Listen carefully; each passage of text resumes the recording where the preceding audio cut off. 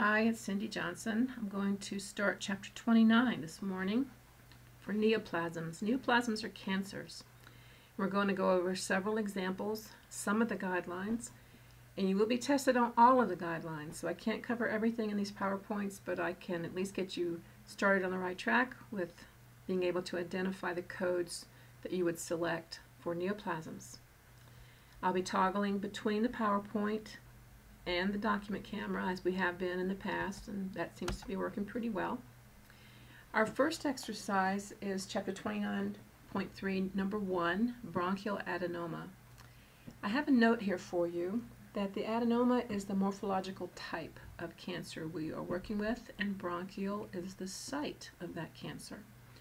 So the first step in locating a code for a neoplasm is to refer to the main term for the morphological type in the alphabetical index, and then to review the sub-entries.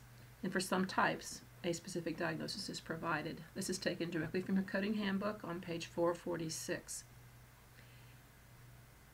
I note the one guideline that is applicable here is if the histological term is documented. In this case, that is the adenoma.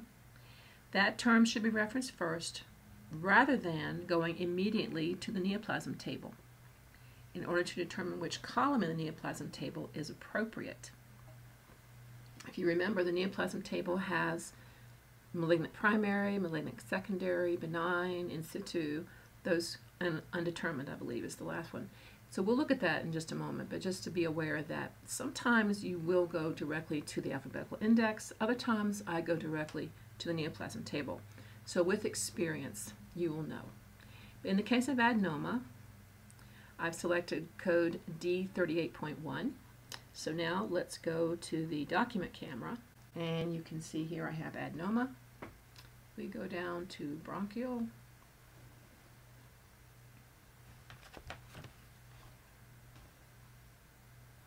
There we go. D38.1. And you see that if the documentation had cylindroid type in it, then it tells you to go here. So you're always going to be watching for these C notes, S-E-E, so that you know where to go. But in this case, it looks like D38.1 is going to get us where we need to be. So let's go back in the tab. And here we are in the tabular, D38.1, neoplasm of uncertain behavior of the trachea, the bronchus, and the lung. And remember from previous lectures, the and in the alphabetical, in the tabular, the and in the tabular can be or. So the patient does not have to have cancer in all three of these sites. It could be read trachea or bronchus or lung. In this case, our medical documentation tells us that it was in the bronchus.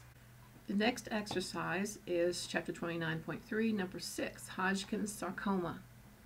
In this example, the sarcoma is the morphological type, and the Hodgkin's is a more specific name that describes this specific type of sarcoma. When we go to the alphabetical index, you're going to see sarcoma, subterm Hodgkin's, and it refers us to lymphoma Hodgkin's. So then we look up the lymphoma word. I will show you what I mean in the alphabetical index. If we look here at sarcoma, and we go down to Hodgkin's, see here? Hodgkin's, see lymphoma Hodgkin. So we're going to look up this term in our alphabetical index.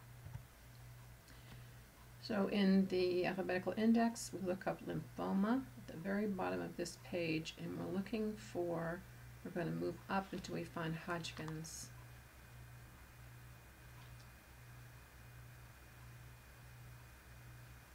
Here it is, Hodgkin's. And as you see, there's so many sub-classifications, but the medical record documentation that's in this particular exercise doesn't give us very much specificity.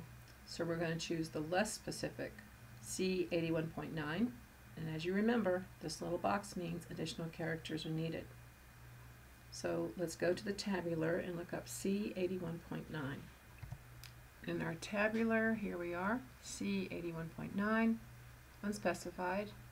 And if we go down, we see all these possibilities, but our documentation only didn't give us any sites at all, just unspecified site. So the correct code in this example would be C81.90. And here's the next example, 29.4, number 3. Adenocarcinoma of the rectum and the anus. If the histological term is documented, that term should be referenced first, rather than going immediately to the neoplasm table in order to determine which column is appropriate. Coding Guideline 1.C.2. This is a general guideline, not a chapter-specific guideline, it doesn't look like. Okay, so we're going to look up our pathway of adenocarcinoma, and it's going to say, see also neoplasm malignant by site. So in this case, instead of taking you to the alphabetical index, because I'm trusting that you're beginning to get the gist of this, so we'll go straight to the table of neoplasms, and our main term will be rectum. Then it's going to be indented with overlapping lesion width, another indentation, anus or rectosigmoid junction. So let's go to the table of neoplasm. Okay, so we're in the table of neoplasms, and you notice across the top, primary malignant, secondary malignant, cancer in situ, benign, uncertain, and unspecified behavior. And we're going to look up rectum in this case. So we're going to go down here, and I have put a marker to help me read my indentation correctly. Rectum and colon, overlapping lesion width, anus, or rectosigmoid junction, C21.8, and we are in the malignant primary column, that first column. So that's how we find it in the table of neoplasm, and now we're going to look up this code in the tabular. And when we get here, we see C21.8, malignant neoplasm of overlapping sites of rectum, anus, and anal canal. Primary malignant neoplasm, 2 or more contiguous sites. So this is our correct code, C21.8. Our next example is 29.5, number 3. Metastatic carcinoma from the prostate to the pelvic bone. Previous prostatectomy with no recurrence at primary site. I show you in a little note there in this example, the prostate cancer is malignant primary. The pelvic bone cancer is malignant secondary. However, because the prostate was already removed, we use the Z85- category. The pelvic bone is the principal. And we have a guideline that directly relates to this, primary malignancy previously excised. I'll let you read that for yourself. The Z85 code, personal history of malignant neoplasm, is used to indicate the former site of the malignancy. And then the table of neoplasm is where we would look up the pelvic bone cancer and find C7951. I want to go to this table of neoplasms just to show you, remind you again, be careful which column you're in so you read the right column. So we're in the table of neoplasm. We have malignant primary, malignant secondary. We know that this pelvic bone cancer is malignant secondary, so we're going to use the second column. Go down. We're in bone. See here, this is our primary term right here. Come down, we're looking for pelvic. Second column, C7951. And when we look up that code in our tabular, it's a pretty general code. Secondary malignant neoplasm of bone. So even though we had all those subterms under bone, when it comes to a secondary malignant, it's fine to use a more general term.